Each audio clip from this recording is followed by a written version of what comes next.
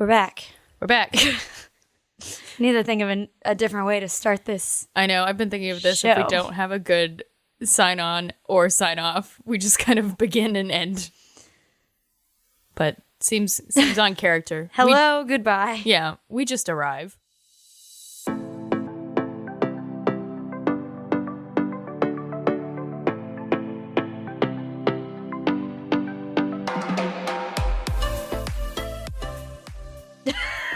Just barge on in. Yeah.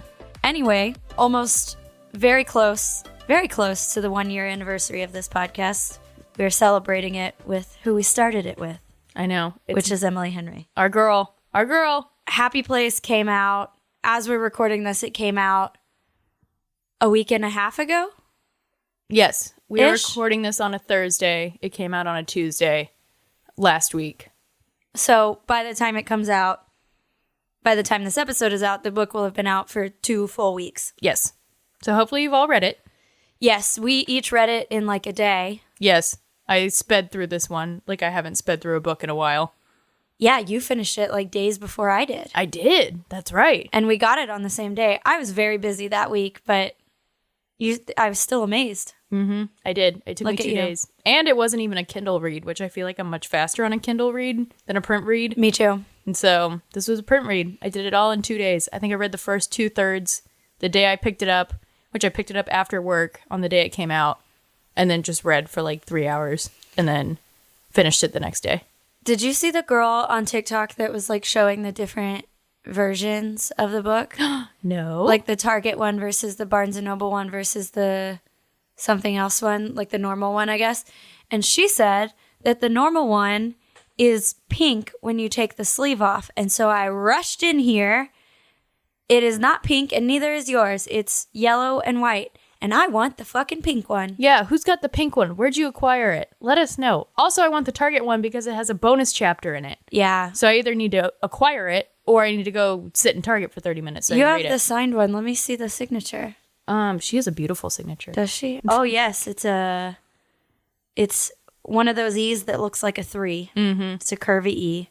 And then just some squiggles. Yes, but it is a beautiful signature. It is beautiful. And the hardcover without the dust cover does have pink letters. And Pink they're shiny. letters, which I like. Anyway, I hadn't been paying attention to that until I saw that TikTok. And I was like, well, now I want the pink one. There was our unboxing video of Happy Place by Emily Henry. Yes. I got it, yeah. Shout out to Book People who gave me a signed copy, even though I pre-ordered a regular one, and I just swapped them out when I went there. That's very kind yes. of them. I got mine from Bookshop.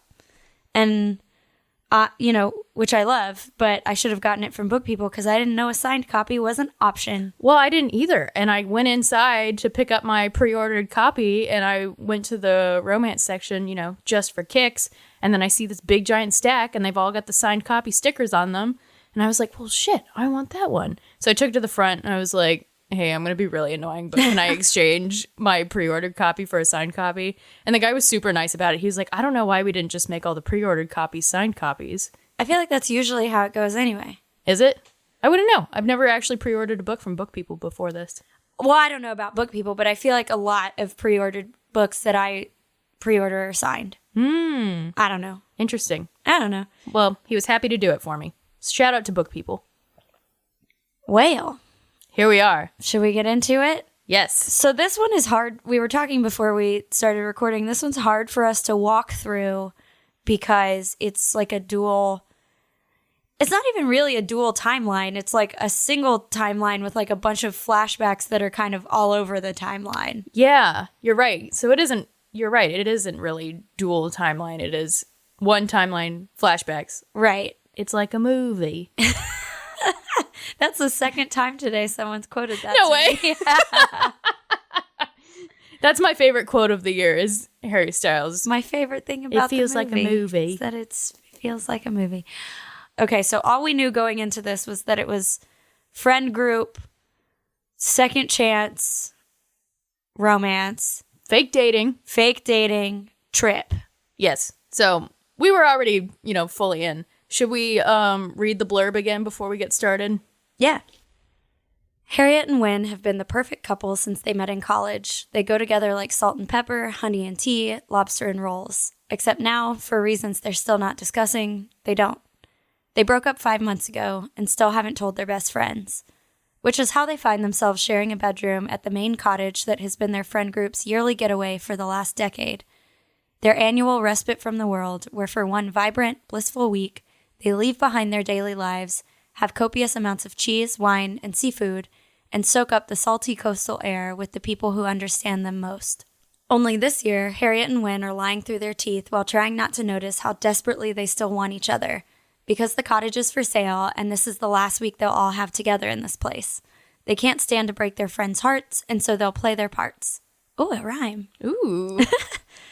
Harriet will be the driven surgical resident who never starts a fight, and Wynne will be the laid-back charmer who never lets the cracks show. It's a flawless plan if you look at it from a great distance and through a pair of sunscreen-smeared sunglasses. After years of being in love, how hard can it be to fake it for 1 week in front of those who know you best?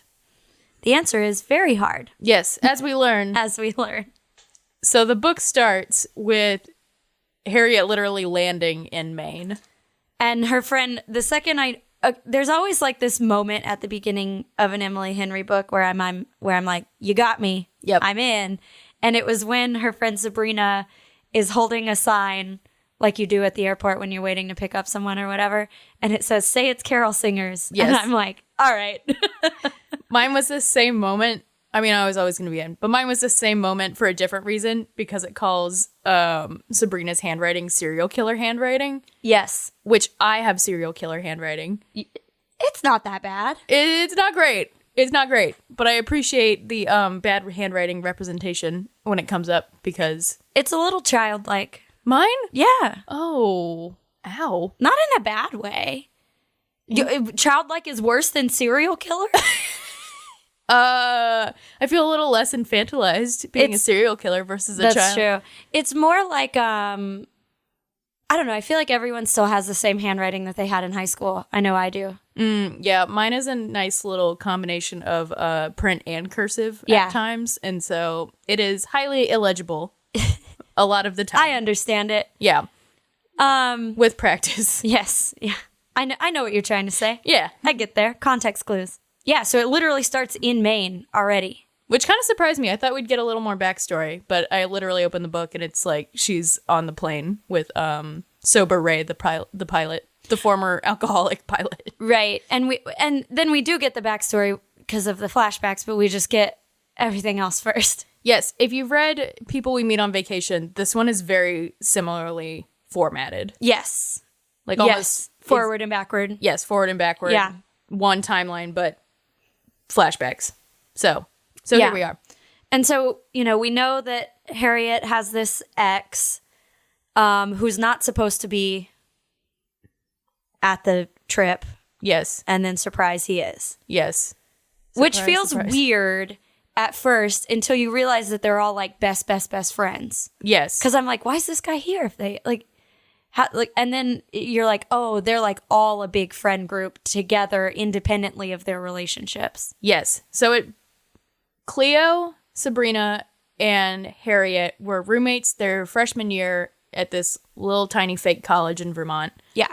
And then they meet Parth, who was a roommate.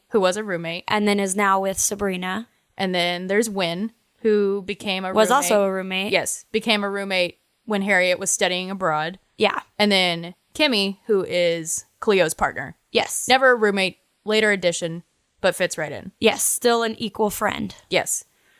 I also found it weird at first because I was like, how is she playing off that she doesn't know how he is?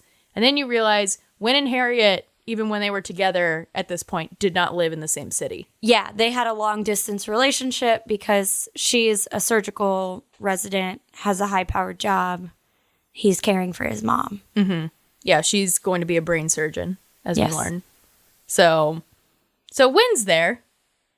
He is there to her surprise. And then it's very quickly revealed. There's like all the action of this book is in the first like 30 pages, I feel like. It happens very quickly. There's some big reveals.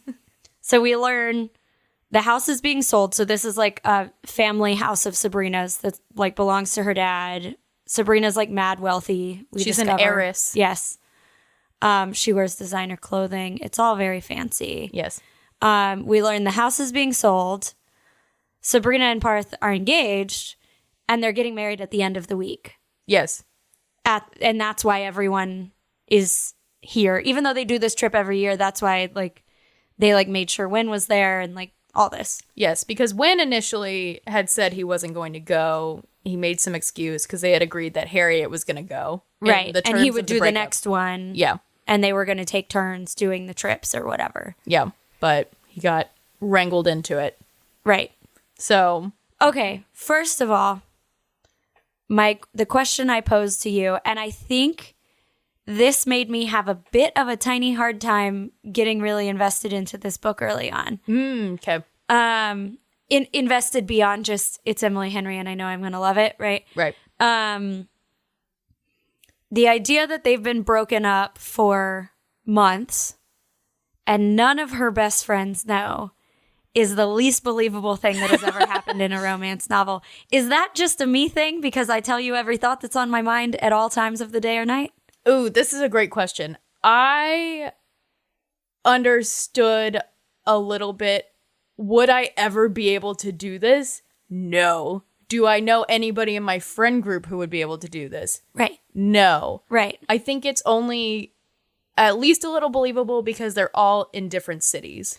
Sure. Like, I think I would last like a few days. Because you gotta, like, I doubt that I would actually last a few days, but I think at most I would last a few days. Yes. Not 5 months. No. Which is where we're at here. It's like literally the most unbelievable thing that's ever happened in a romance novel for me. Yeah. I think what's even more unbelievable of it is that neither of them have said anything. Like both of them. He's a man. Well, I don't know, but like he and Parth are like best friends. Yeah. And then they kind of make it clear that she's kind of drifted from everyone because she's so busy. Right. And is very much in the I'm shoving my emotions down so I can continue to be a brain surgical resident. Right. And, you know, I think Wynn kind of did the same thing. Right. This is also in the camp of people I'm like, how do you withhold information? How do you not want to know like what's going on every minute of every day? Also. I know. That like none of this just and like also like if we lived in different states and you suddenly stopped talking to me, I would just fucking show up. Yeah. You know, I would be like, okay, it's an emergency. Here I go. That's a comforting thought. You know what I mean? Like, yeah. And I get that different people are different or whatever, but like if one of my friends straight up dropped off the face of the earth, like a best friend, by like week 3, I would be like, I've called the police I'm arriving. We're doing I'm on a plane. Check. Yeah. Yeah. Yes. Yeah. I didn't have as hard of a time getting over that hump. More of I had a harder time of these people aren't together right now. I'm already really fucking sad. Yeah. This is a very melancholy one. It was. And I was feeling kind of melancholy already, so I had to sit in it for a little while. Mm-hmm. It even made me feel more melancholy because this was like an engaged couple who called off an engagement. Mm-hmm. I am currently engaged. That's a scary thought. Mm-hmm. So it's a sadder one. It is sad. I would like for like a big chunk of this, I was like, Emily, are you okay? I know. I was like, are you doing all right? You know, we get there in the end. It's okay. But right. A lot of it is really like it was it's really just deeply sad. Yeah. So then pretty early on, we figure out that it's this like split timeline kind of deal. We're flashing back. The way that it's formatted in the book is actually really cute. Because, I really like it. Yeah. The chapters that are present day are called, well, not even the places that are the ones that are present day. They're called real life. Real life. Yeah. Real life. And then the flashbacks are happy place. So the idea is that the happy place is her relationship. Ow. Yeah. Oof. It's sad, y'all. Tough stuff, guys. Tough stuff. So pretty early on, we've learned that they take this trip every year to Maine. One, also, I noticed very quickly, it's a fucking mansion. Cottage is very misleading. Yeah, I was picturing it being a lot more quaint No. than it is. I was picturing like lake houses my family used to go to where there are fucking bugs crawling out of the floor and whatnot. This is not that. It's a mansion. There's a pool. There's a wine cellar. Wynn and Harriet are given the master suite where there is... what does she call it? I think like fuck palace or something, because there's a shower directly in the room. It's not in the bathroom. Yeah, like it's not like it's all one big open space, basically. Just made for having sex. Yeah. And so she's like, fuck. Yep. So we get an only one bed, which you have in all caps here in our little outline. Yeah. And so then after the big reveal of like Sabrina and Parth are getting married, this is a happy celebratory week. Sabrina is a little crazy. Yes.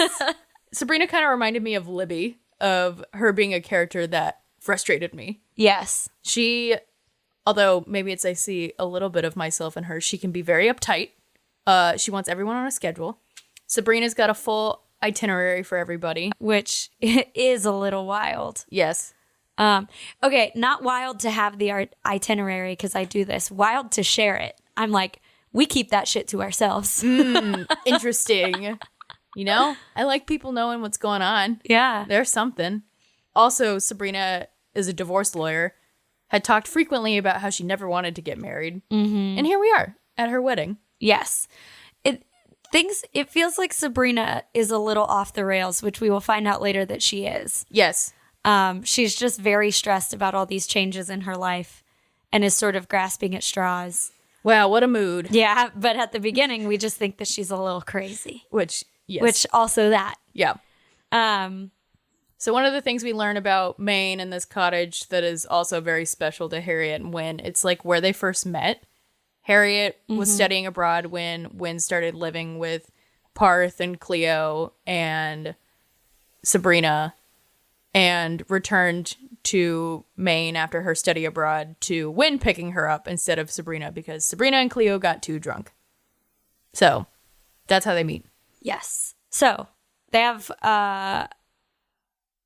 they are concerned about Sabrina's well-being, it seems. Yes. So they decide that they cannot tell anyone that they've broken up, and they're just going to pretend like everything is good and fine and normal. Also an absolutely batshit decision. Yes. It's all, I can't wrap my head around it. Again, I realize these books are not reality, but sometimes some of the stuff I'm like, come on. I don't understand how anyone could do this. No. Because they so we only get Harriet's perspective, of course. We don't really get Wynn's in any real way. And Harriet, she has like a physical, visceral reaction to even just being in the same space as him. Yes. Also, if these are people who have known you forever, aren't they going to take one look at you and be like, something's off? Right? That was the other thing, too. I was like, they're going to look at them and be like, why are you guys being so fucking weird? Yeah, like, why won't you look at each other? Why won't Yeah. you touch each other? Like, come on. Because What's going apparently on? Wynn is a very touchy-feely man. Yes. I don't know. But this is what they decide. They're going to be together until... I think they're like, we'll just tell everyone after the trip. We're just going to Right. get through the trip. Right. They're like, we got to get through the wedding. We can't ruin this for Sabrina and Parth. Which, that is valid, I guess. I don't know. I can't wrap my head around the decision making. But Sabrina continues to be batshit. Yes. And is like, we have all these traditions and we must do them all perfectly, exactly how I want them. This is why I think you and I both identify with Sabrina so much, because you and I get really tied up in shit like this of like, this is how I imagine that it's supposed to be and this is how it's going to be. Yeah. Damn it. A little bit. I'm having an uncomfortable moment right now. I mean, thinking about it. It's how we both are. It just is. It is true. And especially that she has assigned this big meaning to it being their last hurrah at this cottage. We kind of learn cottage, quote unquote. Yeah. We kind of learned this is the only place she actually feels at home. Her Right. dad has had like a bazillion wives. And this place is like one of the few consistents Yes. in her life, and now it's going away. So I understand her batshitness. Yes, absolutely. But it is batshit. It's hard to watch. Yeah, hard to read. Whatever. Meanwhile, Cleo and Kimmy are farmers. yes, they're like living in upstate New York, like living their best life. Yeah, like legit farmers. Actual farmers. Yeah. Yeah. I love it. They're adorable. Yeah. Other things about this first section, Harriet thinks that Win is dating someone, which it does kind of seem that way because he's on his phone a bunch and is being kind of cagey about it. So this, our first kind of big moment between Harriet and Win, it's all these series of small, like, lingering eye contact and flirty comments and whatever. And I gotta say, I was not sure where this book was going in terms of, like, were they going to get back together or not. I assumed, Yeah. but I was like, I don't know, this could go either way. I had the same thought. I was a little worried. Me too. So was Campbell, your soon-to-be sister-in-law, as we learned. But the first kind of big moment that we get, they get trapped in the wine cellar, and I was like, fuck yeah, here we go. Yes. So again, this quote unquote cottage has a wine cellar. That's big enough for multiple people to, like, be comfortable in. Yeah, I imagine it's like the size of this office. Yeah, that's kind of what I was picturing. Like, this room is like, what is this, like a 10 by 10 room? If you don't count the closet. Like a 10 by 12. Yeah. So it's like a room that's chilled and it's got a lot of expensive wine in it. Sounds nice. Yeah, sounds great. And they're supposed to get wine to take to wherever their next location is. I The don't movies? remember. Was this when they were going to the movies? I don't know. They were going somewhere. They're really going on a picnic or something. One of the traditions. Picnic. Yeah. They were on their way to one of the traditions. Yeah. And Sabrina sends Harriet to go get a bottle of wine. Win is already down there. The fucking door locks. Okay, now I'm saying this out loud and I'm like, okay, there's no way this fucking wine cellar doesn't have an emergency hatch. Like, what? Or like an emergency unlock. Yeah. Well, whatever. It doesn't matter. They get trapped Again. in the wine cellar. One of them is claustrophobic. It is Win. Yeah. And this is where I was like, oh, this isn't romantic. He's having a legitimate panic attack. Right. Because he got trapped under armoire? Yeah, something like that. Some large piece of furniture that Yes. fell on him. Yeah. His parents and him are furniture makers, and he got trapped under one and was stuck there for 4 hours. But they also finally have like a real conversation in the wine cellar Yes. of instead, Harriet's been kind of like getting back at Win and like overtly flirting with him and whatnot. And so they finally have a conversation that is a little more grounded in where they are right now. And one, she's also trying to calm him down because he is freaking out that they're trapped in the wine cellar, which, like, fair enough. I would probably freak out too. Neither of them have their phones. They're like upstairs. I think it depends on how, because I'm claustrophobic, but if I were trapped in a room this size, I think I would feel okay. I think I would have to not think about it Right. because they're not sure if everyone's left True. and they have no way to. They have like an emergency button they can push, but if they push it, the fire department comes. Oh, I would have pushed it. I would have just been like, fuck it. I would have to like very much not think about it and chug a bottle of wine probably. This is exactly the type of thing that would have made, as you know, I have pee anxiety. It would have made me have to pee immediately. So you drink a bottle of wine and then if you have to, I guess, use that. Yeah. There's The an funnel. option.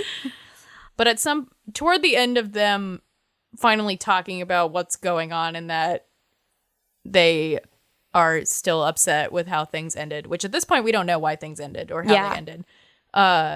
Win asks Harriet if she's happy. And in her head, she's like, absolutely not. But she very stubbornly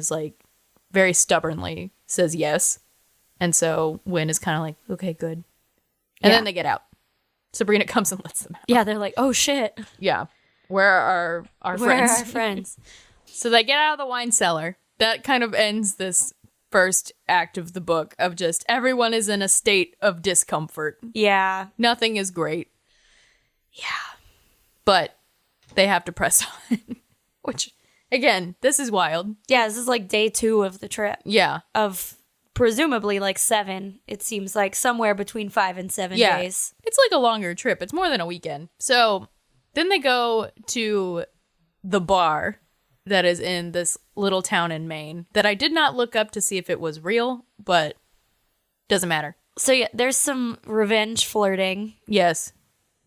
Some heavy revenge flirting. Harriet puts on this, I think it's described as like a very tight red dress. I know it's red. Yes, which feels, in my mind, this was a very low-key bar. Mm-hmm. And I was like, girl, this is embarrassing. She's wearing this, like, what feels to be a way over-the-top dress for this both occasion and establishment. I pictured it as one of those like bandage dresses from Yes. 2010. Me too. I don't know why.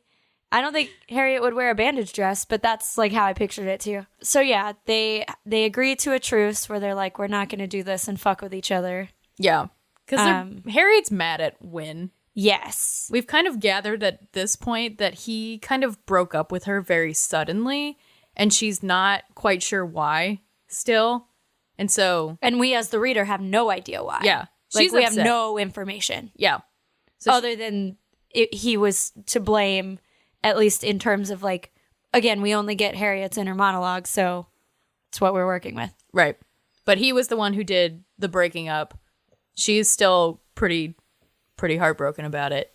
Yes. So notably in this section, we get the flashback where everyone discovers that Harriet and Wynn are officially... they get together and everyone discovers they're together, and it's the whole thing.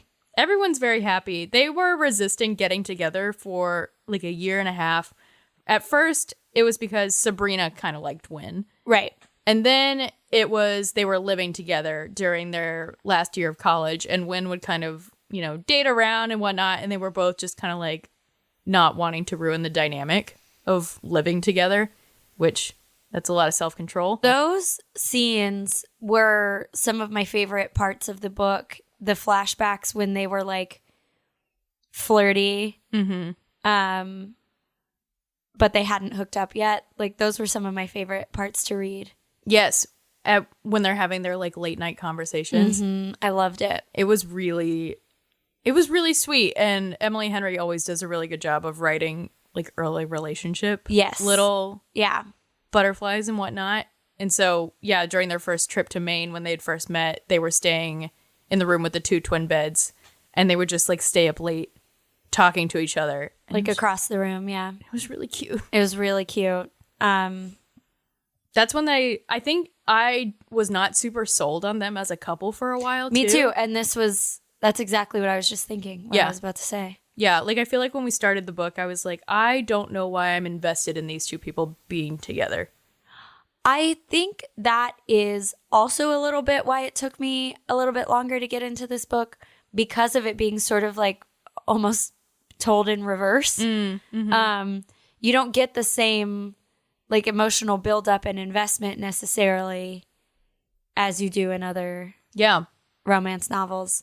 So I was very much feeling the same way. I was like, I also was having a hard time with just like, I feel like we didn't know either of them very well in general. Yes. And I don't think that's like an Emily Henry problem. I think it's a format thing that I was like, why do I care about any of these people? Yes.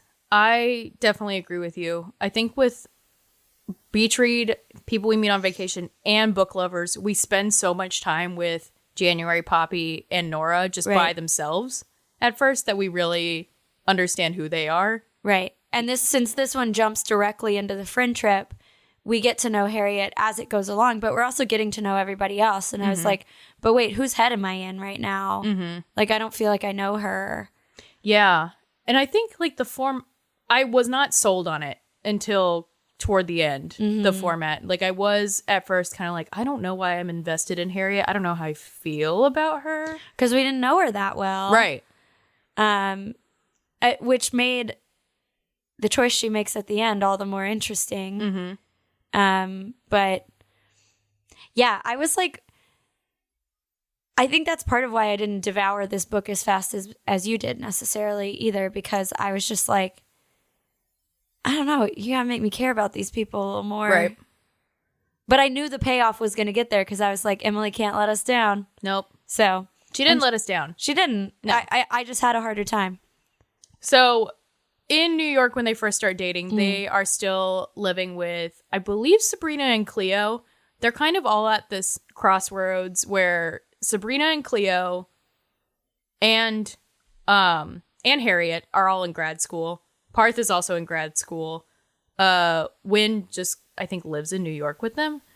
And then, so they date and they all live together for a little while. And then Cleo decides, this is where Cleo decides she's going to be a farmer. She was like an art student or an artist. And Sabrina and Parth move in together. And then Wynn and Harriet move in together. Mm-hmm. This was a very lovely part of the book. It was really nice. This was the part of, I really liked reading these scenes in the book because I've learned that I really like books that kind of span big chunks of time like this because I like getting to see people move through their 20s. And, you know, I am no longer in my 20s. So it's like a nice kind of nostalgic, like, oh yes, I remember how that feels to move through what is a very like full of change and full of feelings time of life. Interesting. I feel weird reading it because my early 20s were during the pandemic. Right. And so I kind of lost all of that like 3 years post-grad, which still was like full of a lot of change and things like that, but it wasn't as like fun and as exciting maybe as it should be. And like, you know, there's nothing I can do about it, so I can't necessarily like regret it, but it is just weird of like, that's what it could have been. You have more friend shenanigans listed here. Yes. I did want to say that in New York, when they're living together is when Wynn proposes to Harriet. And this got me for sure. Yes, it was very sweet. They're just having like a normal evening in their apartment, and he comes back with Chinese food and just asks her to marry him. And it made me cry. It's very sweet. It's very sweet. What are these friend shenanigans you speak of? Should we talk about any of them? What goes on here? We can do a quick rundown of them. Yeah. They go to the bookstore. They go to a certain restaurant for brunch. Right. The bar was a shenanigan. There's a boat at some point, right? That's later. They go. The timeline makes this so hard to remember what happens when. Yes. Also, forgive us. We did read this like a few days ago. Right. So, we said earlier, or I said earlier to Katie, if I was smart, I would have outlined this as I read it. But yeah, I'm an idiot. Also, my brain wipes itself clean like every 48 hours. I just start fresh. It's just an Etch-a-Sketch. It just refreshes. Yeah. Too much in there. Gotta just start over. They have a competitive grocery shopping trip where the same people win every year. Yeah, the two, Parth and Wynn and Kimmy, all take it very seriously, and then Cleo, Sabrina, and Harriet just like browse around, which what I pictured to be the very fancy Whole Foods in downtown Austin. Yes, and pick the good cheese and whatnot. Yes. The other friend shenanigan is that Sabrina, this is where Sabrina really stressed me out, keeps making like passive-aggressive comments at Cleo. Mm-hmm. This really stressed me out because Sabrina is so intense in general. And the kind of like crux of it is that Sabrina was going to go visit Cleo at the farm. And like Cleo bailed at the last minute or like wouldn't let her come or something. It was something. Regardless, she wouldn't let her come. Yeah. So the visit didn't happen. Sabrina keeps making these like backhanded comments about Cleo like not having time for them and whatnot, and Cleo's just like, I'm fucking busy, man, I'm running a whole farm. Right. Which, yeah, that sounds like a lot of work. So yes, it's not, I don't think you get PTO in that job. No, you do not. Yeah. So tension's a brewing a little bit. It's like one of those friendship trips where it's like everyone's vaguely putting on a very happy face, but everyone is also like slightly mad at each other. Yeah. You know what I mean? Yes. So it's one of those. Yeah. We get a really nice flashback of Harriet going home to Montana with Wynn, which you texted me very early on reading this book, we should go to Maine. And by the end of the book, I was like, we should go to Montana. It sounds nice. It does sound nice. But I'm also like, is it just nice because Wynn's family sounds fucking great? Yes, there is that. There is that. He's got a very lovely mom named Gloria, and then an incredible dad who we don't see a lot of. Great dad character. Makes fucking pour over coffee for everyone one morning. I don't know. That was the detail I got stuck on of like, this man makes pour over coffee for every single person in this house. It's like 8 people. This reminded me of Ryan, who does not drink coffee, but would absolutely do this. It's the kind of dad he's going to be, I feel like.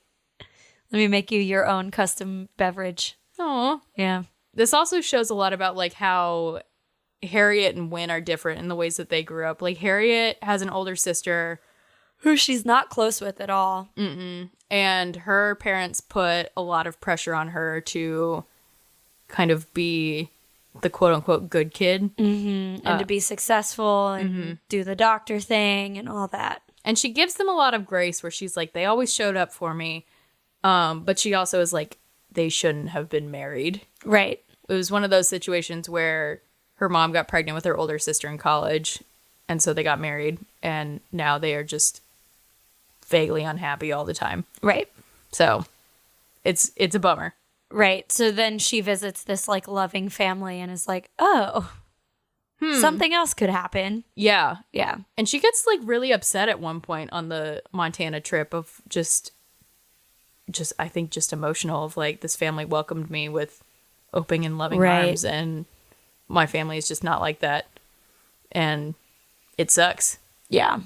So there's that. Then we get so one of the French shenanigans is that they go to the movie theater.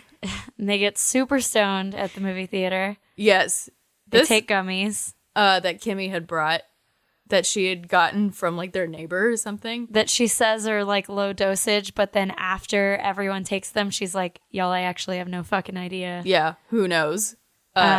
Everyone's extremely high. And then they go to the carnival, which sounds like the best place to be when you're high. I was going to say, this sounds like an anxiety attack waiting to happen for me. No, I think it sounds great. But yeah, everyone's fucking high. Sounds great. Everyone's in a great mood. It's very funny to read. It is very funny. It also goes on way longer than I thought it would. Yeah, it's like a long scene. Yeah. So they go to the carnival and they all get on the Ferris wheel, and And this is when I'm like, they're gonna kiss. yeah. Everyone kisses on the Ferris wheel. It's a rule. Yeah, that is true. Yeah, Harriet and Wynn have like kind of been kissing throughout, but it's like fake because they have to put it on for their friends. They have to act like everything's fine. And they get on the Ferris wheel and they have a long, high conversation, and it's very cute. It's like a nice little romance moment, but it's also very funny because they're fucking stoned. Yeah, they're like trying to be genuine, but it's also a little Yeah. off. It's very cute. Then they get back to the house and they actually do like make out for real Yeah. in front of everyone. It's one of those like deeply sad, but Yeah. because Harriet's like, I want to kiss him, but I feel like he doesn't want to be with me, so I'm going to do it in front of everybody so I can. Because then it's like part of the pretend. Yes. Yeah. They are both in this place of where they each think the other is happier without them. Right. And it's just upsetting. Yeah. And again, with every book, I'm like, fucking talk to each other. I know. Just I know. talk to each other. Just tell them how you feel. But then when we got to the point where they did talk to each other, I was like, you know what? I do get it. Right. So they make out and then they start to hook up. And then they're like, oh, God. We can't be together. Terrible idea. Yeah. And Yeah. then they stop, which, ouch. This scene was very hot until it wasn't. Yeah. Until they had a deep conversation that was just sad. Yeah. So, yeah. So then we gotta get to this Act 3, sort of. Again, this book is very hard to outline. Yeah. Yeah. We always try to divide them into 3 acts, but this one is really just like 50 acts. Yes. So bear with us. Yeah. I hope we are getting everything, but Yeah, so when in a flashback, Wynn meets Harriet's parents, this was a bummer. which was a bummer. So Harriet grew up outside of Indianapolis, I want to say. Yes, Definitely in Indiana. Yes, And she and Wynn go to meet her parents. They're already engaged at this point, right. too. They have a very uncomfortable dinner with her parents and her older sister. Like, no one seems happy to be there. Wynn is trying his, like, damnedest to... He's being so friendly and like asking questions and trying to make conversation. Just ain't happening. Yeah. They kind of get through it, but at one point, Harriet's mom says to her, like, He's not the one or Yeah. something like that. Harriet asks her mom, like, what do you guys think? Like, we're engaged and what do you think? And she's like, he's nice. Yeah. And Harriet's like, what do you mean? And she's like, I don't want you to make a decision like this. Because Win, in their eyes, is kind of a loser.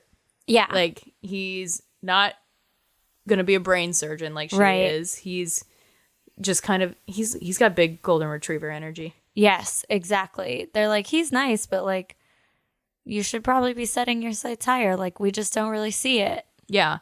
And Harriet's like heartbroken. Right.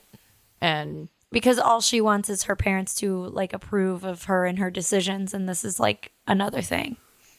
yeah. Ouch. Yeah, it's a huge bummer. To her credit, she seems to take it okay. Like, she's bummed out, but it doesn't like change anything Right. in the relationship or anything like seemingly. Yeah. They So. just talk about it. It's also a big moment of while they're in Indiana, they have this conversation where Harriet's like, promise you'll break up with me or divorce me before we get to that point, like my parents, where we're just fucking miserable.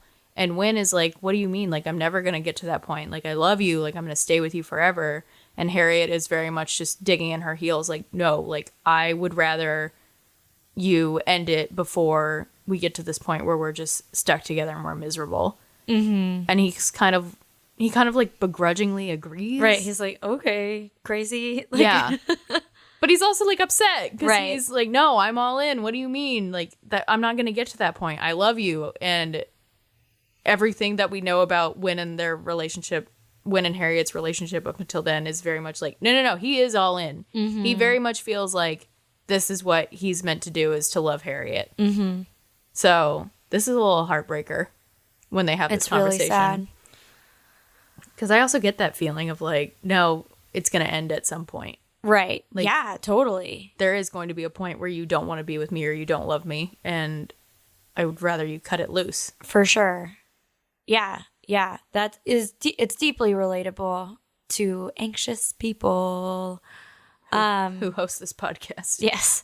But this is kind of where the cracks start to show in the where, you know, because you can feel that we're getting to the point where like, okay, now we're seeing the flaws in this relationship in the flashbacks. Yeah.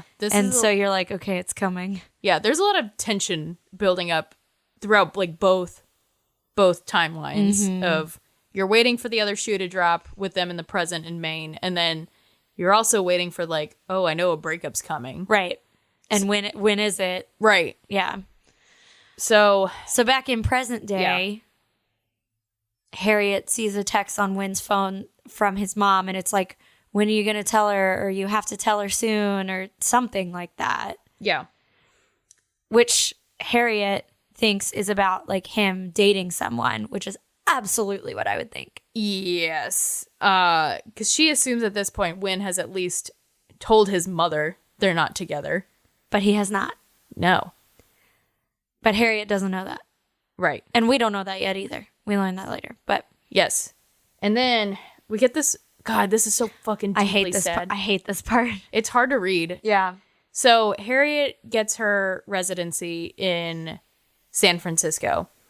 And Win, again, being just a generally different person, is, you know, not in grad school, kind of trying to figure things out. He has this habit of being very self-deprecating, of thinking he's just like, you know, just he thinks of himself very much as like the golden retriever. Like, Right. he doesn't think he's very smart. He thinks people just kind of keep him around for a good time. Like, and he kind of leans into it. And so he follows Harriet to San Francisco, and they continue living together. And she's doing her residency, so she's working these really long hours. He's trying to find a job. He can't find one, except for something that pays minimum wage in like a furniture shop, or doing furniture repairs or upholstery or something like that. I think it's upholstery now. Yes, That you say that. Yeah. that is what it is. And man, it's so fucking sad. Yeah. They're just both kind of on different pages, and he's not doing well there. she knows he's not doing well But she like doesn't have the bandwidth to support him. because she's just exhausted. And then they find out his dad dies. Ugh. I hate it. Yeah. It's tough. And like we knew in the book that his dad had passed away, but this is the moment they find out and Wynn just falls apart. Yeah, it's so heartbreaking. And so then we get back to the present day. And to Harriet's credit, she confronts him about the text from his mom pretty quickly. Oh God, I couldn't do this. I would just stew on it for days. No, I would do this. I would want to know. I don't know. I'm not going to admit I look at somebody's phone. I feel like they had been together for like 8 years. I feel like I would have the right to Yeah, look that's at true. to Yeah, quickly that's look at your true. I guess if I saw a text on Ryan's phone, I'd be like, the fuck? Yeah. So yes. Okay. That's reasonable. So she confronts him about it, and then he's like, no, I'm not seeing anybody. I'm actually a bajillionaire. Yeah. So it turns out this man in Montana has been like building these fucking $60,000 tables and selling them on this like beautiful website. And that's the thing that he's been keeping from her. Not that he is in a relationship, that he's wealthy. Yeah, that he's like making money and doing something he's proud of and whatnot. Because the earlier tip off that made her think that she had a girlfriend was that he bought, which is very funny to me, that he bought this like $60 coffee table book about like Eames chairs or Yeah. something. And she's like, you would have never done this. Yeah, you don't spend money. Yeah. Also a coffee table book. Right. Yeah. So turns out He's making bajillion-dollar tables Yeah. to put those coffee table books on top of. yeah. So they talk about that. Yes. And then they have like a real conversation that is also full of sexual tension. Yes. And they both know that each other like wants each other. I'm like, just bang it out, guys. And then they kind of do. And then they kind of do. They do a very responsible thing though, and they don't have they shower together. But they realize they don't have condoms because why would they have brought condoms on the trip? Yes. So they have a healthy, responsible amount of self-control. Yes. Good for them. Yes. I knew Emily Henry wouldn't give us a secret baby or a surprise baby. That may be the day that I'm out. I got very nervous for a second. Me too. Or I did too. I got nervous. I did too. We don't like a surprise baby on this podcast. Agree. And as soon as somebody has sex without a condom, I'm there's like, a baby. oh no. Yeah, so it's like very tense, very hot, very good. they agree they're going to get condoms later and pick this up.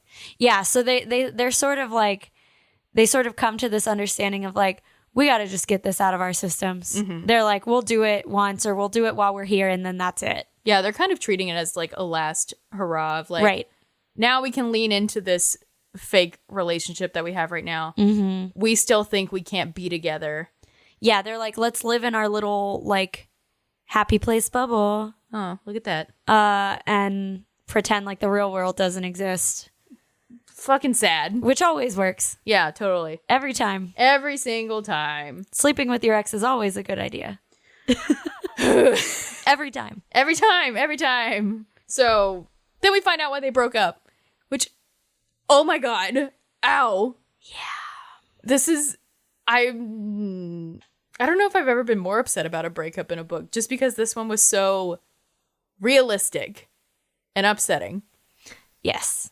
So at this point in kind of the flashbacks, Harriet is living in San Francisco still, doing her residency. Wynn has moved back to Montana to care for his mom. Yes, after his dad passed away. And they are just in this point of like they're never talking to each other. They keep postponing visits. They're just not on the same page. And Harriet genuinely just sounds miserable being in this residency. Yes. And she goes out with one of her, fellow residency friends, and he tries to kiss her, and she's like, what the fuck? No, I'm engaged. And the friend is like, what do you mean, that guy? Like, why? Basically. Right. And so she calls Wynn immediately and tells him what happened. And Wynn just breaks up with her. Like on the spot, like doesn't ask follow-up questions. It's just like, okay, it's over. And then ships her a box of her fucking stuff. And that's it. Yeah, she gets it 2 days later. Like, yes. He overnighted it. Yeah, he paid that $50 at UPS and overnighted it. He absolutely did. With his table money. With his Is he making table money at this point? I don't know. It's even worse if he's not. If he's not. Ow. Yeah. Man, this is fucking sad. It's so sad because it's like because in these books, we get the dumbest reasons that people get in fights. And this is just such a, like, it's kind of dumb because I'm like, why didn't y'all talk about it or whatever? But it's also real. Yes. Because it's also like, this was the straw that broke the camel's back, basically. I think one of the more heartbreaking things of like watching them kind of break up in slow motion in these flashbacks is Harriet talks a lot about how she was also grieving Wynn's dad, but she didn't want to show it with him because before they had decided he was going to move back to Montana, he was just, you know, kind of paralyzed by grief. And right. And she's kind of like, what claim do I have to Wynn's dad when it's Wynn's dad? Yeah. Like, how am I allowed to be sad? And so she's like crying in the shower and hiding it from him. And even just, God, the worst one was when she talks about how he would come home late at night. Or maybe it was vice versa. I don't know. But she would pretend to be asleep and hear him like crying on the other side of the bed. Man, it's just fucking hard. It's really so sad. And I feel like, you know, this book is very much like, you know, they say it's like easy, whoever they is like the general idea is that it's like easier to leave than to like stay and fight for the relationship. And that's just like the whole kind of like vibe of this breakup. Yeah. Is that it feels insurmountable. Right.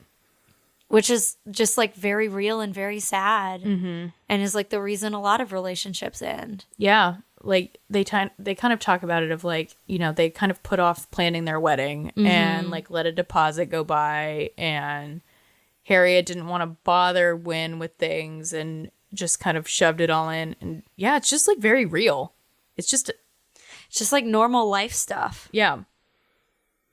So after that, we come back to Maine. Yeah, it's like fucking whiplash. Yes, this book is a lot of emotional whiplash at times. This scene pissed me the fuck off. Ooh, okay, let's hear it.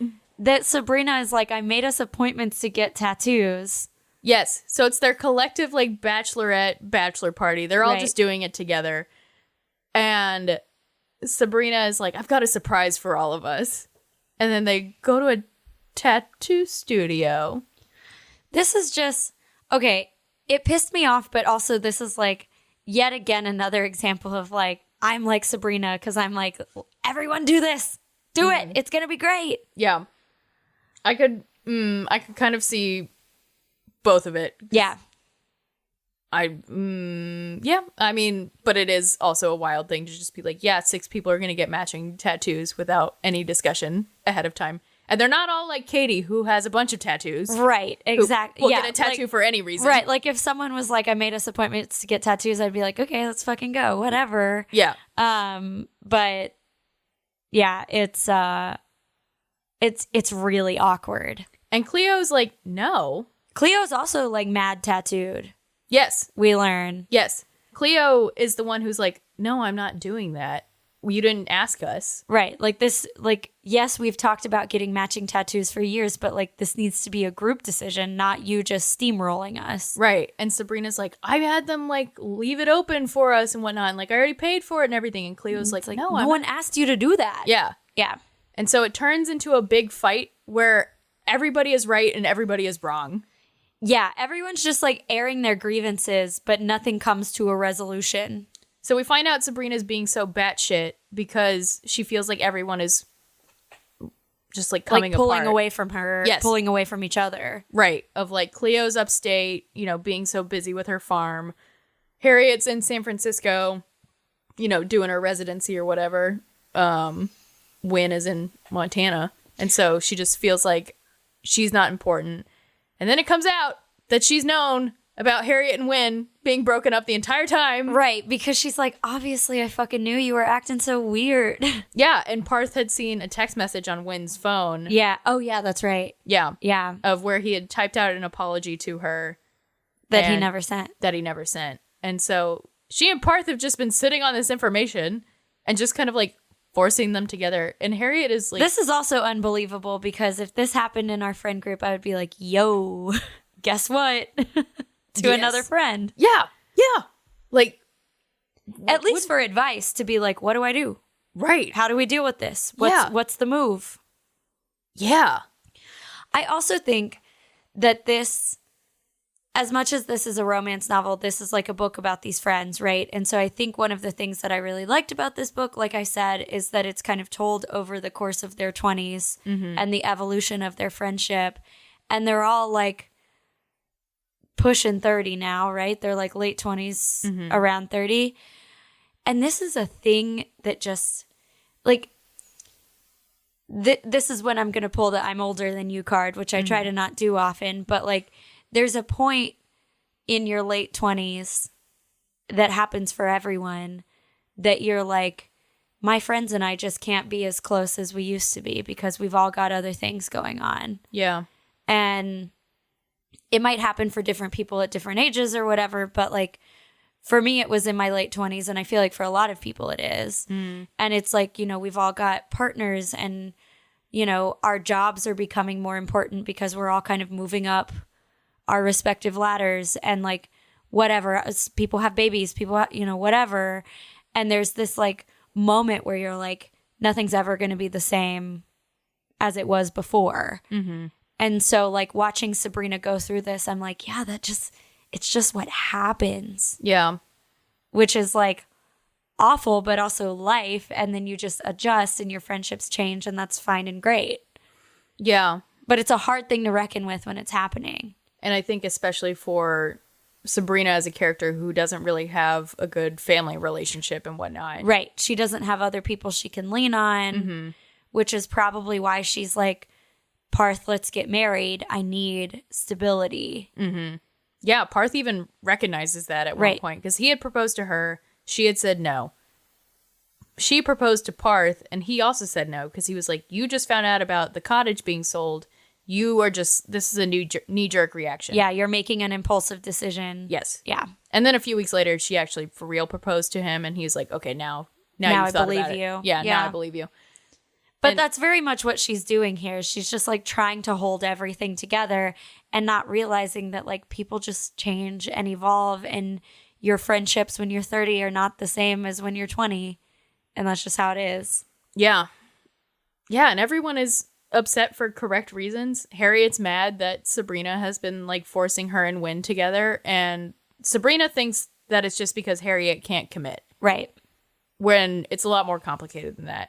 Cleo is upset because Sabrina doesn't understand, I've got a lot of shit going on. I'm running a farm. Right. Like Cleo is like, yo, you are not my priority and that's okay. Yeah. Like we're still friends, but things are just not the same. Right. Like they're not going to be the same as they were when we were 19. And that's just how it is. Cleo is very well adjusted in this. Yes. And she communicates it well, I feel like. So yeah, everyone's mad at each other for like very valid reasons and it's upsetting. It is upsetting. And then Cleo and Kimmy are like, we're gonna leave. Yeah. And everyone goes to bed angry. Yeah. And it's upsetting. Except Wynn and Harriet bang. Finally bang it out. Like Get all it night. out of their system all night long. Yeah. Because they're not mad at each other. They are kind of like, this is weird. Right. This isn't great. The individual couples aren't mad at each other, but Right. everyone else is mad at each other. Yeah, it is very much units against units. Yeah. So, which, yeah, saying it out loud, it is like you're watching this evolution of Cleo, Sabrina, and Harriet, where they had started all individuals. Mm-hmm. And now they're all in different units, and all the units are mad at each other because they're not all individuals anymore. I'm not Right. wording this the way I want to. No, but you're totally right. I was just thinking about how like in like premarital counseling and stuff, like our counselor was like, you're not like everything else is second now. This is first. Yeah. Like your parents are now your secondary family. This is your primary family. Yeah. And everything else comes after this. And she was like, even kids, like that's like your marriage is the first thing. Yeah. And that's what all of this kind of felt like to me, was that. And like the challenge of recognizing that that's true, which is still hard. It's still hard for me. It's still hard for Ryan. Like it's still a thing. Yeah. I think it is hard forever. Yeah. I feel like this too in the book is something that Sabrina has not figured out. Yes. Like Cleo and Kimmy have been together for a long time at this point. Wynn and Harriet have also, even if they're not together right now, have already kind of done this. Right. Sabrina is the one who's learning this lesson. I feel like Sabrina's still putting her friendships first instead of her partner. Which is good to a point, because it's when you make the decision to commit to someone for the rest of your life that's when that switches, I feel like. Man, this is a weird book to read right now. I know. Yeah. I'm giving you free premarital counseling. I paid many hundreds of dollars for Thank the you, advice Katie. that I just gave you. Wow. Yeah. Buy something from our bookshop for that free advice I just gave you. Yep. Toss us 15 cents. So then we find out that Cleo is pregnant, Yeah. which I did not see coming. No, I was laying on my floor foam rolling as I was reading this part, and I literally gasped. And Austin was like, "What's going on?" And I was like, "Cleo is pregnant." Because Cleo is also sober. So the fact that she wasn't drinking didn't signify anything out of the normal. Right.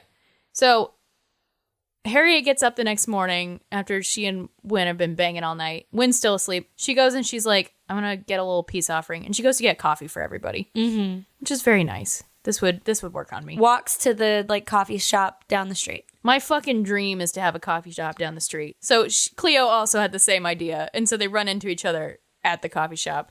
And Harriet and Cleo have a nice little heart-to-heart on the bench outside. And Cleo is like, "Yeah, I'm pregnant." Yeah. Which, none of us saw And coming. Harriet freaks the fuck out, obviously. Right. And so they have a nice little conversation about it. And then I think they talk about Sabrina a little bit, and they're kind of like, "Yeah, she's a little batshit, but we get it." Right. And Sabrina. Yeah, they're like, she's going through some shit. Yeah. And so this is Sabrina and Parth's wedding day too. And Sabrina had planned these special little outings for each person. Yeah, each person gets their own individualized alone time. And so Harriet goes to the address that was 123 Easy Lane. Yes, that's right. And they frequently lament that it is not Easy Street. Which is a very Emily Henry joke. Yes. Yes. The Emily Henry had snow. Yeah. And she goes and it's a pottery studio. This got me a little bit. So Harriet mentions a little bit throughout the book that she started doing pottery, and she's like, "I'm not good. It's just something that I really like doing. It turns my brain off and whatnot." She mentions it's really helped her since she and Wynn broke up. And she's like, "I mentioned it to Sabrina maybe twice, and she sent me here." And while she's in this pottery studio where Sabrina has booked her out 4 hours to just kind of go and throw clay, or whatever they call it. I think it's throwing clay. Yeah, thanks. That feels right. Yeah. So while she's there, just kind of doing her thing or whatever, she has this epiphany where she's like, "I fucking hate being in residency." She's like, "I don't like my job. I don't like medicine. I don't like surgery. I don't want to do any of it." I didn't see this at all coming. It was a little upsetting. And I don't really know why. I think it is upsetting because we are people who have worked toward a goal for a long time, and having to come to the realization of that goal is not working for us is a very scary thought. Yeah. I had this thought of, I would never do this. I would absolutely never come to that realization where I would quit. No. If I was in residency. Mostly because it's embarrassing. I would feel embarrassed. And that's the main motivator. Yeah, I don't know. I don't know. It made me very uncomfortable, which I suppose was probably on purpose. Yeah. I had this thought while I was reading it, and I was like, if I was Harriet and I had gone through medical school and I had taken on all this debt, Right. and I was far enough into my residency that I was in residency in San Francisco, which is presumably a pretty big hospital and probably pretty prestigious. I would imagine. Right. I would never quit. I wouldn't. I would press on. And I would be miserable and let myself be miserable. Yeah, I would just hate myself forever. That's exactly what I would do. Yep. And Harriet's like, no, I don't want to do that. And she just does it. yeah, It's unbelievable. yeah. So then as she's having this epiphany and like crying, which, yeah, I would cry Yeah. too. She's like elbow deep in clay, sobbing, Yeah. basically. Wynn shows up. And they both kind of have little epiphanies. Wynn is one of those people who always feels like he's going to fail, so he doesn't want to try. And they have this very nice moment, both at, playing around with the clay or whatever, where Harriet's just like, just try it. You don't have to be good at it. You don't have to do it correctly. Like, you don't have to feel stupid. I am having an uncomfortable moment where I am seeing myself in this moment. Yeah. I don't like to do things I'm not good at. Yup. I said that to my therapist yesterday. I have had these moments like a couple times where, no, I don't like to do anything I think I'm going to be bad at. And Wynn is on the side of, he just assumes he's not going to be good at anything. And so, and he just leans into that and is like, yeah, I'm an idiot. Whatever. It's cool. I'm fun to be around. Mm-hmm. And I don't like that feeling. Yeah. But yeah, I don't know what else to say about it. It's not a fun feeling. Yeah. This it's book- uncomfortable. It's uncomfortable. But they have a conversation where Harriet's like, what if I want to be with you? What if I want to move to Montana? And Wynn is like, you can't do it just because you think that's what I want you to do. Yeah. And she's like, no. You're not picking up what I'm saying. Yeah. I hate all of this. Mm-hmm. I want to move to Montana. And he's like, no. Yeah. And she's like, okay. So then they all get back to the house and fucking Sabrina's missing. Yeah. Sabrina is a little... On her wedding day. On her wedding day. They all get back from their little surprises or whatever. Wynn had done something else before he met Harriet at the... I think he went kayaking or something like that. Uh-huh. Some outdoorsy man thing. Yeah, whatever. Yeah. And they all get back to the house and Parth's like, I don't know where Sabrina is. And everyone's like, fuck. So, of course, they all split up. And Cleo and Harriet find her at this chapel where her dad and her mom had gotten married. Mm-hmm. And it's like the one very happy memory from her childhood. And they have a nice little friendship moment of like... Yeah, it's just like the OG 3 girls chatting. Yeah. And they have a good moment of like, we're always going to be friends. We're always family. It's okay. Mm-hmm. We're just at a different point in life. Because Sabrina's doing the thing where she's freaking out because she's about to get married. Valid. Yeah. So everything's fine. They smooth it out. They have their nice little wedding. I'm sure everyone's happy. Yeah. Everyone's doing great. Everyone makes up. Mm-hmm. It's okay. And then, like, literally the next day, they're like, all right, time to go home. Why wouldn't you do the wedding early in the week and then the rest of the week is just fun? That is a great question. Why do you do the stressful thing last? Do the stressful thing first and then enjoy yourselves. That's a great question because also I feel like it'd be very anticlimactic to build up to this wedding and then suddenly like, all right, time to go home. You wake up and fly out the next morning and be like, okay, we got to check out by 11 or whatever. Well, that sucks. I know. Yeah. So, yeah, Harriet and Wynn also had this lovely night together. Mm-hmm. Harriet gets up this morning or the next morning and just like kind of quietly leaves. She doesn't want to say goodbye to Wynn. Yeah, because remember they've like had this, they're like, okay, this is our last hurrah kind of thing. She goes to the airport and yeah, she has a second epiphany where she's like, no, I want to move to Montana. Right. She was like, not because of him, but also because of him, but like, this I just want to. Yeah. Like all of my happy memories are also in Montana. Right. I want to be with Wynn and his mom. Yeah. So she runs out of the airport, and Win is there, and he's like, "You didn't say goodbye." And she's like, "Actually, I want to move to Montana." And then they have a nice, happy reunion. Right. And he's like, okay. It's very cute. And so then Harriet's got to do the hard work of telling her parents she's dropping out of her residency. She tells her sister, who is somebody who she has never felt close to, because her sister has kind of gone against her parents, is a makeup artist, is kind of doing her own thing. And Harriet tells her, like, I'm dropping out of med school, or I'm dropping out of my residency. And Eloise is like, how's mom doing? Is she freaking out? And Harriet's like, yeah.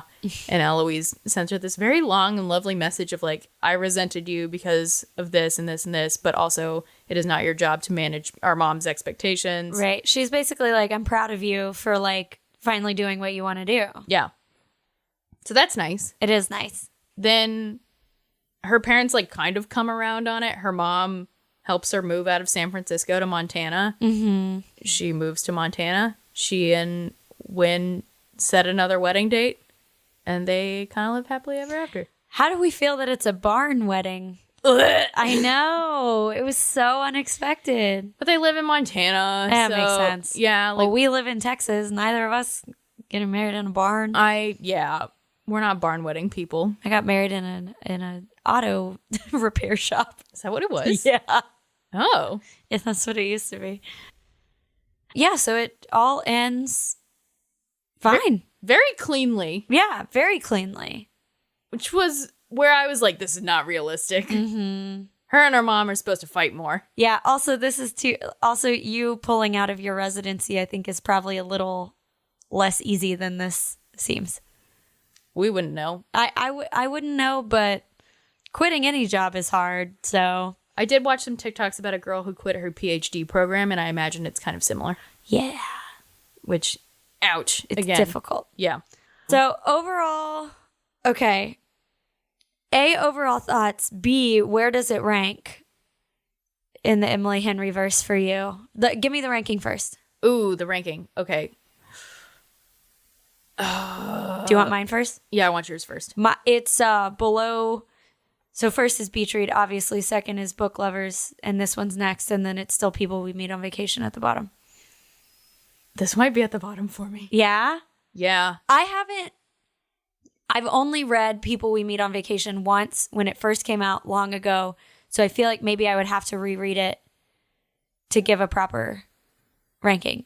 I think I want to caveat this with, I still loved it. It's an Emily Henry book. I'm always going to be on board. Yes, it's as we said about Taylor Swift, the worst Emily Henry book is still an Emily Henry book. It's still incredible. Yeah. Yeah, like, you know, we're not going to talk about it, but the way she writes, her humor, it's all up my alley. It's great. I think this one was just really hard for me to read right now. Yeah. This came at a weird time of, one, it is just like very melancholy. And I feel also kind of terrible throwing it at the bottom because Emily Henry has talked so much about how nervous she was to put this one out and how nervous she was about people liking Harriet, liking the characters, knowing it was a little bit different. Harriet and I like the characters. Yeah, I don't know. I think that it starts with a breakup was tough for me. That it starts with an engagement that's called off is tough for me right now. Mm-hmm. Just because that is such a scary thought. Right. For me at the moment. In general, as an engaged person. Again, I still love it. I want to move to Maine. Yeah. But I think it might currently be at the bottom. I also really like People We Meet on Vacation. I do too. Again, the worst Emily Henry book is still an Emily Henry book. Yeah. So like ranking them feels very arbitrary, but I think I would have to revisit People We Meet on Vacation because it's the furthest from my memory of any Emily Henry books. Yes. I think Harriet, too, is the heroine I have least identified with. I think that's reasonable. I think I would agree with that. Yeah. Like, I could see myself at points for sure. And not that I need to see myself in every person in every book, but Emily Henry has written heroines that we do identify with, and so when we don't identify as much, it's a difficult comparison. Yeah. What are your kind of overall thoughts? I like. Well, I mean, I feel like I've pretty much said everything that I was thinking, which is that this was hard. It was harder for me to get into because of the format. Mm-hmm. As much as I like a second chance, I always feel like they've got something to prove to me. You know? Yeah. Because I feel like it's harder for me to be invested in a second chance. But when a second chance pays off, it pays off. Yeah. And yeah, I was already feeling kind of melancholy in our post Eras Tour life when I picked this up. Mm-hmm. And so I think I was a little resistant to it because I was like, I already kind of feel bad. Don't make me feel worse. So yeah, I'd like to revisit it again when I'm a little more emotionally stable. Campbell, before my soon-to-be sister-in-law, before she picked it up, asked me how it was, and I was like, it's a little sad. Yeah. Like, sadder than her other ones. And Campbell was like, do they not get together? I was a little nervous. Oh yeah, this was in our group chat. Yeah, I was a little nervous at one point that it would end without them getting back together. And I really thought it was. And then in that same group chat when you were like, no, it's a happy ending, I was like, whew, okay. Like it you'd think it's obvious. It's not obvious when you read the book. Well, I've read some that I thought were going to be straightforward romances, and then I'm like, what the fuck do you mean they don't end up together? That's fair. I don't know. Yeah. Even like talking about this one, I'm just kind of like, it's not that I feel lukewarm about it. It's just I feel sad. Yeah. Yeah. It's just hard it's just emotional. It's just it's a sad book. It just is. Like, it ends on a great note, but the journey to get there is just tough. It's just a lot of like, this is what your life is like when it's changing this much. Yeah. And I think it's like with quote unquote normal romance novels, the emotional arc starts low and then we go up because we're working up toward them meeting, them kissing, them hooking up, them getting together, them admitting feelings, them saying I love you, like whatever it is, like starts at this baseline and then it's like, all right, it's like this consistent upward slope. Yeah. And this one is very much not like that. Right. And so you go in with the expectation of like, I'm reading a romance novel. This is candy. This is positive feelings. This is happy. This is love. And then it's not that exactly. And it's difficult. Yeah. Yeah. This one was tough. It's still great. Still loved it. I would just this one will take me a little while to revisit. I can't remember. Which Taylor Swift song did Emily compare this to? Mirrorball. I was literally about to ask you about this. Yeah. She called Harriet her Mirrorball girly. And I was thinking about that while I was reading the book. Yeah, that's interesting. That's valid. I see it. It's also big, this is me trying energy. Yep. I was also thinking about This Is Me Trying as I was reading this book. Yeah. But Harriet is a Mirrorball girly, you're right. Yeah. Any final thoughts? I mean, we've been here a long time. We have, but to be expected with our girl Emily.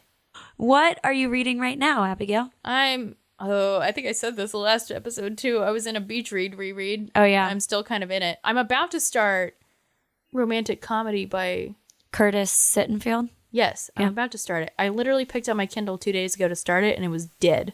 So I had to charge it. I know. A tragedy. I know. I was in bed, and I was like, I'm going to get in bed. I'm going to read for a little while, and then I fucking pick up my Kindle, and it's like charged. I would rather my phone be dead than my Kindle.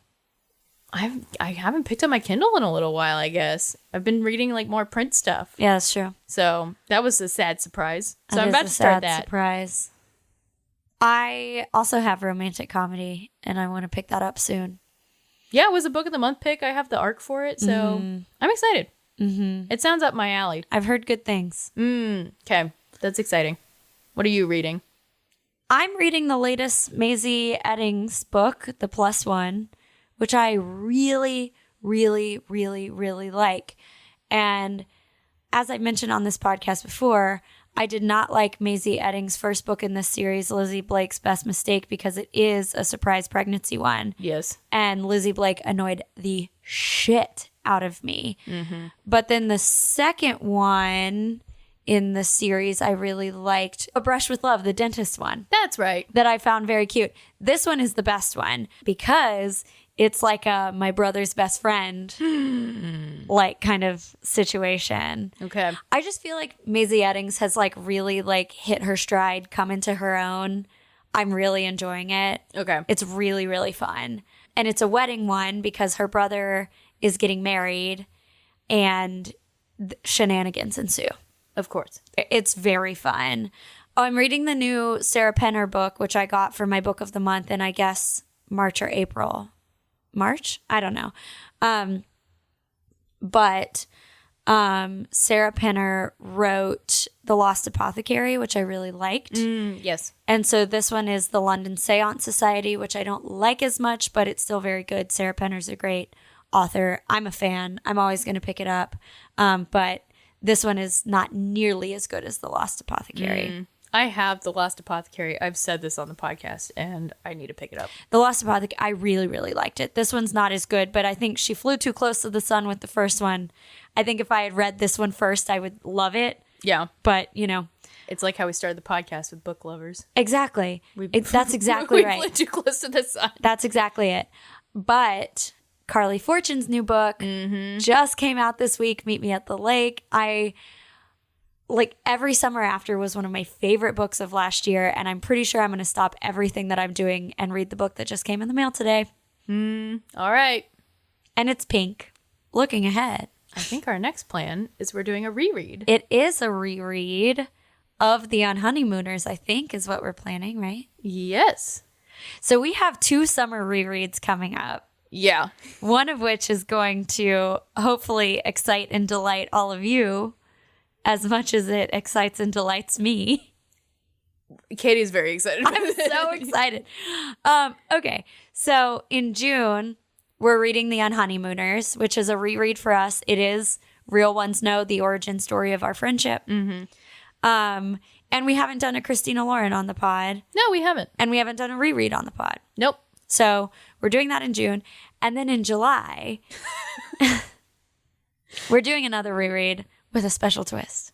Yes. We are asking our significant others, both straight men, to read Tessa Bailey's It Happened One Summer. And we're going to see what happens. And we're going to have them on the pod. And Ryan is preemptively embarrassed. Austin is excited. Yeah, that's the general... That's all you need to know about their personalities. It explains a lot, knowing those 2 facts. Right. I'm really excited about this. I think it's going to be very... It's kind of just an exercise, and like finally they will get to see what it is that we read all the time. Yeah, and I'm hoping they will have some good, insightful things, somewhat, to say, as men who do not read romance. Yeah, I think it's going to end up us being us interviewing them, for the most part. Yeah, but Austin's good at speaking extemporaneously. Ryan's a nervous boy. Yeah, So it's okay. We'll make sure they have a beer beforehand. exactly, we'll get a little loosened up. Yeah, But yeah, big summer ahead for the 50% girlies. yeah. We have to pick some new reads for the summer, but we're definitely doing those 2 rereads. So reread or pick them up the first time if you haven't done it. And if you have recommendations for stuff you want us to read later this year, we're still planning out the rest of the year. So let us know. Yeah, we're about to be in peak romance season for the summer. Yes. So. That's why that Carly Fortune book came in. I was like, it's 90 degrees today. It's sunny. Meet me at the lake. Indeed, Yes. Carly. Yes. It's about time I do Every Summer After, too. Maybe I will take that one for You my can take boat it read. home. Yeah, that It's might over be there. my France boat read. Oh, yeah. So, Okay. Awesome. Well, we will see you all on the other side. When our next episode releases, Abigail will be in France. I will. I will be in California. Yep. You will hear us. You will not see us. Nope. Have, Happy May. happy May, I suppose. I was like, is it May? It is. We're Yeah. 4 days in. It's May. We'll see y'all next time. Bye, guys.